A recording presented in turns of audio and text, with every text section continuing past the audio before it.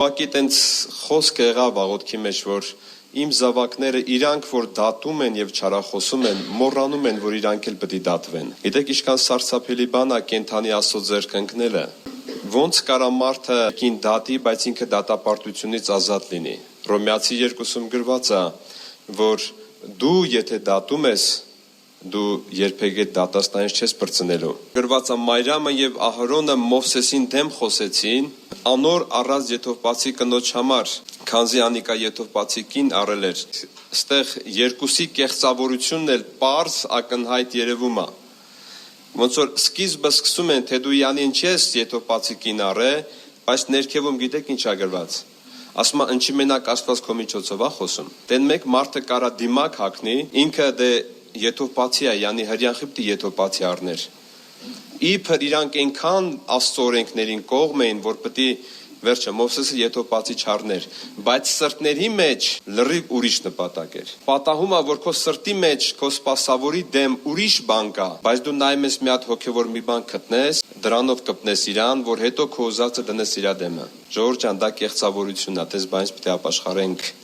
Ես է ձեր մեջ։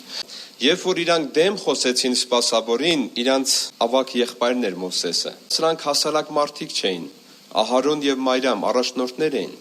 Երբ էր առաջնորդում Մարիամը։ Ահարոնը այդ հազարավոր մարդկանց առաջնորդում էր։ Ոնց հակառակորդին հաջողվավ որ վերցնի սրանց եւ օգտագործի Մովսեսի դեմ։ Աստված կանչում է ոնց որ ասում է լարի մի հատ խոսանք իրար հետ։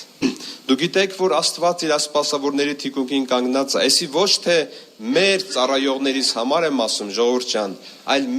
մենք է ձեր մեջ, մեզ բոլորիս համար եմ ես խոսքը խոսում, որ մենք չհամարձակվենք հանգարց, հետևից խոսալ կամ չարախոսել։ Եթե բան ունես իրան, գնա նստի հարազատի պես խոսա իր հետ, ոչ թե հետևից դատի ու բամբասի քո սպասավորին։ Ու այդ մեղքը շատերին է բռնե։ Չենեսկի խոստովանում է, դի շատ քիչ անկեղծ մարդիկ կան, որ կարող է գնան իրանց սպասավորին ասեն ինձ կներես դատել եմ, բամբասել եմ կամ նեղվել եմ։ Ու տեսեք ինչ է ասում Աստված, ասում է ուստի իմ ծառա Մովսեսի դեմ խոսելու